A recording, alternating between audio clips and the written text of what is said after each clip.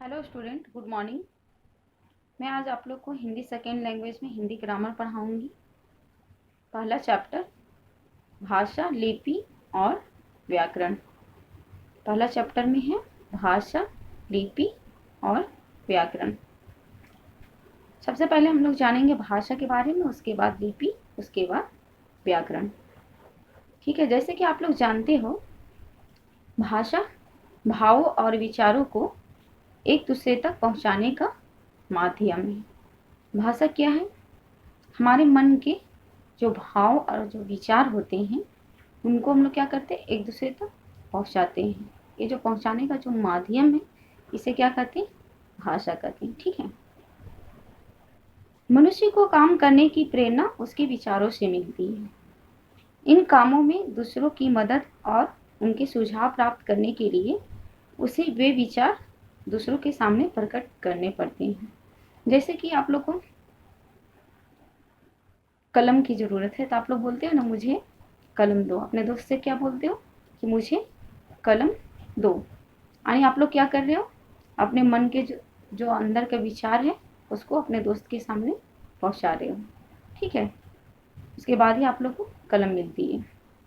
किसी भी काम करने के लिए क्या करना पड़ता है?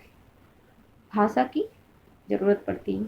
हम लोग को अपने मन के विचार को दूसरे के सामने पहुंचाना पड़ता है। जब तक हम लोग अपने मन के विचार दूसरे के सामने प्रकट नहीं करेंगे तब तक कोई भी हमें कुछ नहीं दे सकता। ठीक है, या कोई भी हम लोग काम नहीं कर सकते। किसी भी काम करने के लिए भाषा की ज़रूरत पड़ती है। भाषा के दो रूप होते हैं, पहला मौखिक रूप, दूसरा लिखित रूप। पहला हम लोग पढ़ेंगे मौखिक रूप। विचारों को बोलकर सुनकर व्यक्त करना मौखिक रूप कहलाता है। जब हम बोलकर अपनी बात दूसरों तक पहुंचाते हैं और वे सुनकर उसे समझते हैं तो ये क्या कहलाता है? भाषा का मौखिक रूप कहलाता है। जैसे मैं अपने मन की विचार को क्या कर रहे हैं, आप लोग के सामने प्रकट कर रहे हैं। आप लोग क्या कर रहे हो, उसे सुनकर समझ रहे हो। ये क्या कहलाया? भाषा का मौखिक रूप कहलाया। अब हम लोग पढ़ेंगे लिखित रूप। दूसरा, लिखकर पढ़कर व्यक्त करना लिखित रूप कहलाता है। जब हम लिखकर अपनी बात को दूसरों तक पहुंचाते हैं और वे पढ़कर उसे समझते हैं। क्या करते हैं? जब हम अपनी बात को क्या करते हैं, लिखकर दूसरों तक पहुंचाते हैं और वे क्या करते हैं, पढ़कर समझते हैं, तो इसे क्या कहते हैं? लिखित भाषा कहते हैं। जैसे मैं क्वेश्चन आंसर अपलोड कर देती हूँ, आप लोग उसे क्या करते हो, पढ़कर समझते हो। ये क्या कहलाया? भाषा का लिखित रूप। ठीक है, मानव जाति सभी जीवों में सर्वश्रेष्ठ है। मानव जाति क्या है?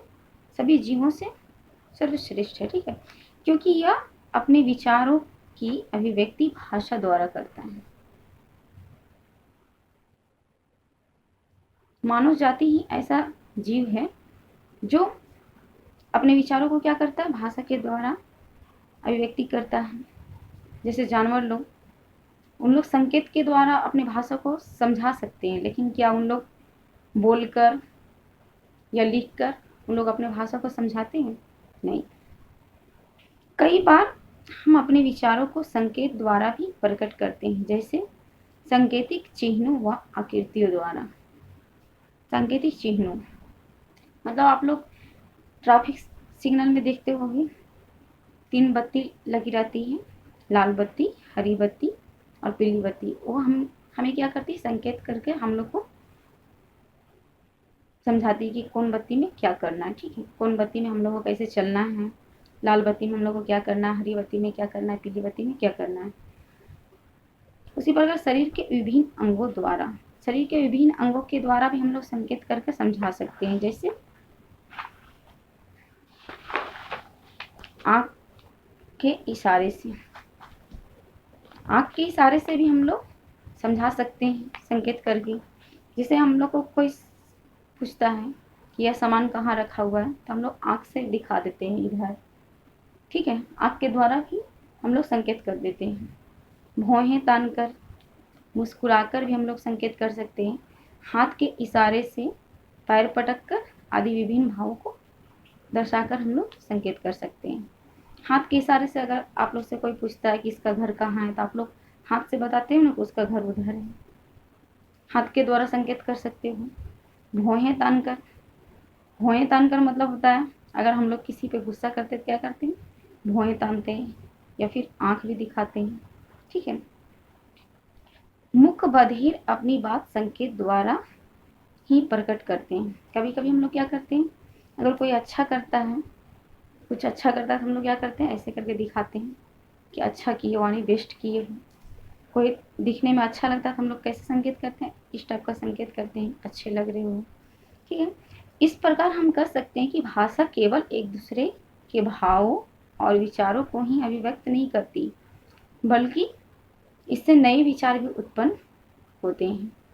परंतु ये संकेत, आकृतियां या शारीरिक क्रियाकलाप एक निश्चित विचार या बात से अवगत कराते हैं। इसके साथ ही हमें यह भी जान लेना चाहिए कि सांकेतिक भाषा द्वारा सभी तरह के विचार व्यक्त नहीं किए जाते हैं। सांकेतिक भाषा के द्वारा हम लोग क्या कर सकते हैं, जो हमारे मन के अंदर जो सभी विचार है उसे हम लोग व्यक्त नहीं कर सकते, लेकिन हाँ कुछ विचार को व्यक्त कर सकते हैं। अब हम लोग पढ़ेंगे हिंदी भाषा के विविध रूप। राष्ट्रभाषा। भारत के अधिकांश राज्यों में हिंदी बोली, पढ़ी और लिखी जाती है। भारत के कुछ ज़्यादातर राज्य में क्या किया जाता है, हिंदी बोला भी जाता है, पढ़ा भी जाता है और लिखा भी जाता है, ठीक है। कुछ राज्यों जैसे उत्तर प्रदेश, मध्य प्रदेश, बिहार, छत्तीसगढ़, झारखंड, हिमाचल प्रदेश, राजस्थान, उत्तराखंड, हरियाणा आदि में तो मातृभाषा के रूप में बोली जाती है हिंदी, ठीक है। इन्हीं कारणों से यह हमारी राष्ट्रभाषा कहलाती है। हिंदी हमारी क्या है, राष्ट्रभाषा है। अब हम लोग पढ़ेंगे राजभाषा। राजकीय यानी सरकारी, सरकारी काम काज जिस भाषा में की जाती है उसे राजभाषा कहते हैं। जो भी सरकारी काम किया जाता है, जिस भाषा में किया जाता है उसे हम लोग क्या कहते हैं, राजभाषा कहते हैं। हमारे यहाँ हिंदी व अंग्रेजी दोनों भाषाओं में राजकीय कार्य होते हैं। मतलब हमारे यहाँ, हमारे भारत में हिंदी और अंग्रेजी दोनों भाषा में क्या होता है, सरकारी कार्य होता है। परंतु 14 सितंबर 1949 को संविधान सभा ने हिंदी को राजभाषा के रूप में स्वीकार किया है। 14 सितंबर 1949 को संविधान क्या किया है, संविधान सभा में हिंदी भाषा को राजभाषा के रूप में स्वीकार किया, ठीक है। हिंदी क्या हमारा राजभाषा है। प्रतिवर्ष 14 सितंबर को हम हिंदी दिवस के रूप में मनाते हैं। हम हिंदी दिवस कब मनाते, 14 सितंबर को। अब हम लोग पढ़ेंगे संपर्क भाषा। अलग अलग प्रांत या देश के लिए जब एक दूसरे से संपर्क स्थापित करने के लिए किसी एक निश्चित भाषा का प्रयोग करते हैं तो उसे क्या कहते हैं, संपर्क भाषा कहते हैं। अलग अलग देश के लिए हम लोग क्या करते हैं, जब एक दूसरे से संपर्क स्थापित करने के लिए एक निश्चित भाषा का प्रयोग करते हैं, ठीक है, उसे क्या कहते हैं, संपर्क भाषा। हमारे देश भारत की संपर्क भाषा है हिंदी और विश्व की संपर्क भाषा है अंग्रेजी, ठीक है। अब हम लोग पढ़ेंगे मातृभाषा। मातृभाषा अर्थात माँ की भाषा। मातृभाषा का मतलब क्या होता है, मतलब माँ की भाषा। आनी वह भाषा जिसे बच्चा सर्वप्रथम अपनी माँ या परिवार की अन्य सदस्यों से सीखता है। बच्चा सबसे पहले कौन सा भाषा सीखता है, अपनी माँ से या अपने परिवार से, ठीक है, उसे हम लोग क्या कहते हैं, मातृभाषा कहते हैं। जैसे बंगाली, अगर कोई बंगाली के घर में बच्चा जन्म लेता है तो अपनी माँ से क्या सीखेगा, बंगाली सीखेगा। उसी प्रकार गुजराती के घर में अगर कोई बच्चा जन्म लेता है तो वो क्या सीखेगा, अपनी माँ से या अपना परिवार से गुजराती। कन्नड़, तेलुगु आदि परिवारों की मातृभाषा क्या है, कन्नड़, तेलुगु, ठीक है। अब हम लोग पढ़ेंगे मानक भाषा। हिंदी हमारी संपर्क भाषा है, परंतु स्थानीय और प्रांतीय स्तर पर इनमें बहुत भिन्नता है। इस भिन्नता को दूर करने और भाषाई एकता लाने के उद्देश्य से भाषा का जो रूप निर्धारित किया गया है उसे मानक भाषा कहते हैं। ठीक है, इसमें मुख्यतः शब्दों का मानकीकरण किया गया, जैसे शुद्ध का शुद्ध। शुद्ध हम लोग दो प्रकार से लिखते हैं, सु द में ध लगाते हैं, और एक सु होता है सु द में हलंत ध।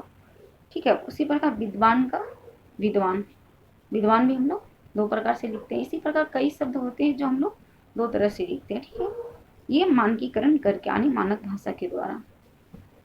अब हम लोग पढ़ेंगे भारतीय संविधान की भाषाएं।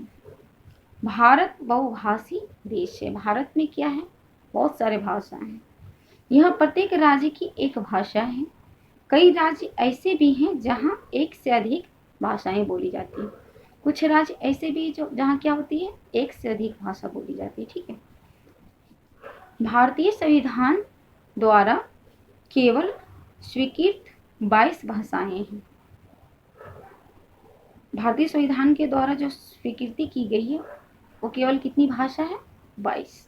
ठीक है, जिनके नाम इस प्रकार हैं, हिंदी, पंजाबी, उर्दू, डोगरी, कश्मीरी, बांग्ला, असमी, ओड़िया, गुजराती, मराठी, कोंकणी, मलयालम, बोडो, संथाली, नेपाली, मैथिली, सिंधी, संस्कृत और मणिपुरी। ये जो 22 भाषाएं हैं इनको भारतीय संविधान के द्वारा मान्यता प्राप्त है। ठीक है, अब हम लोग पढ़ेंगे बोली। भाषा के क्षेत्रीय रूप को बोली कहते हैं।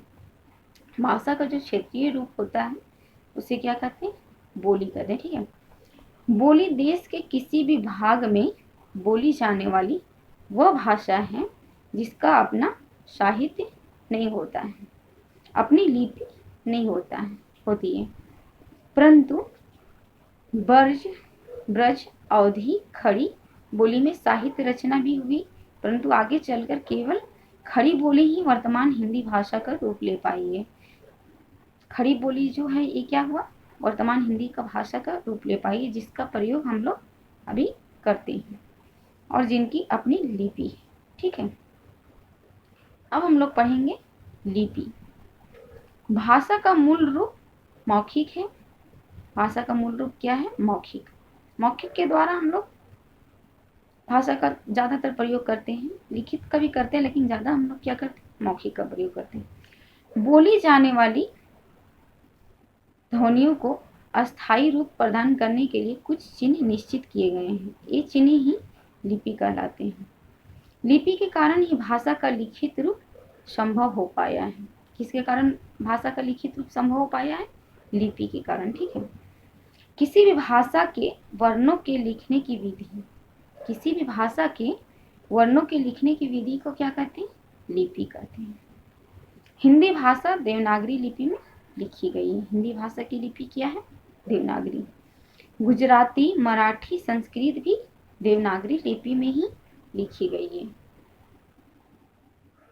पंजाबी गुरुमुखी लिपि में लिखी गई है। अंग्रेजी रोमन में और उर्दू फारसी लिपि में लिखते हैं। ठीक है, अब हम लोग पढ़ेंगे व्याकरण। व्याकरण शब्द बना है वी जोड़ आ जोड़ करण से। जब हम लोग व्याकरण का उच्चारण करते हैं व्याकरण, क्या आता है, वी, व्याकरण। ठीक है, वी जोड़ आ जोड़ करण से क्या बना है, व्याकरण।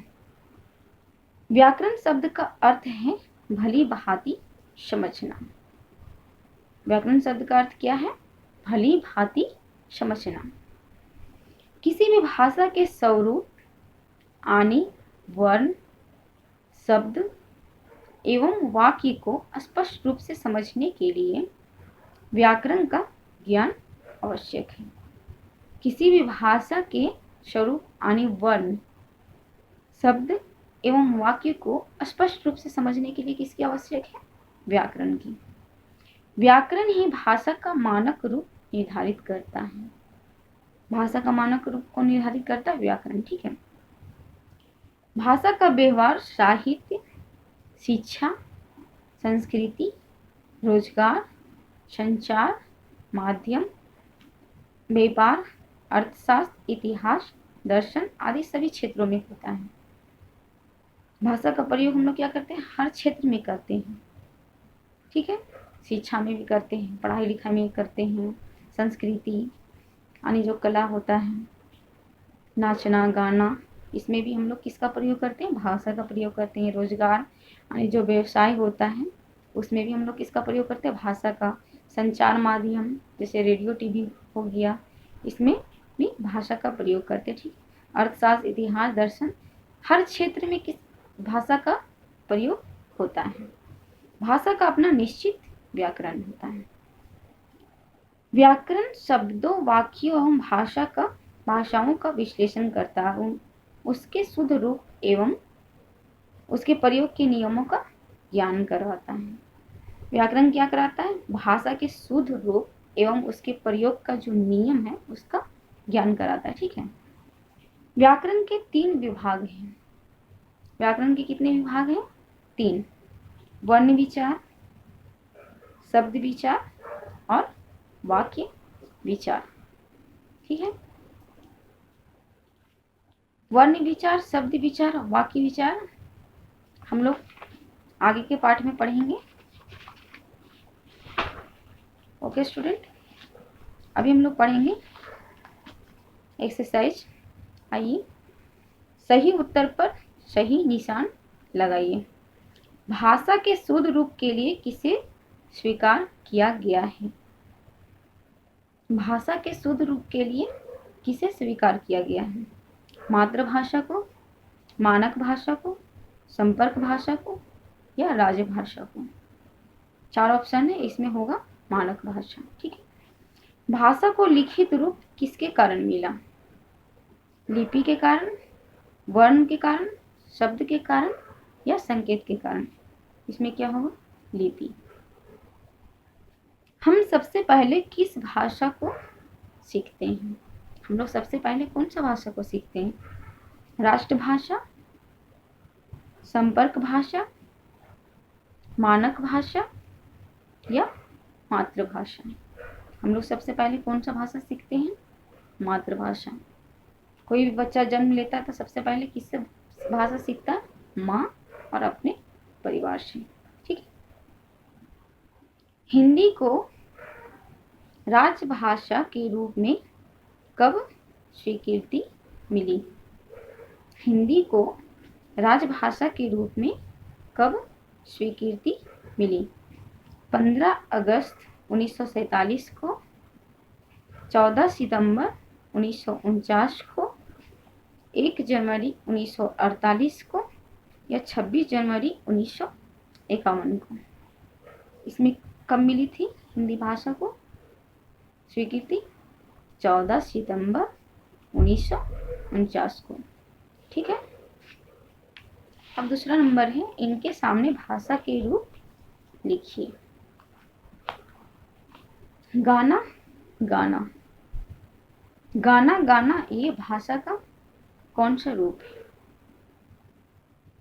गाना गाना भाषा का कौन सा रूप है, मौखिक रूप।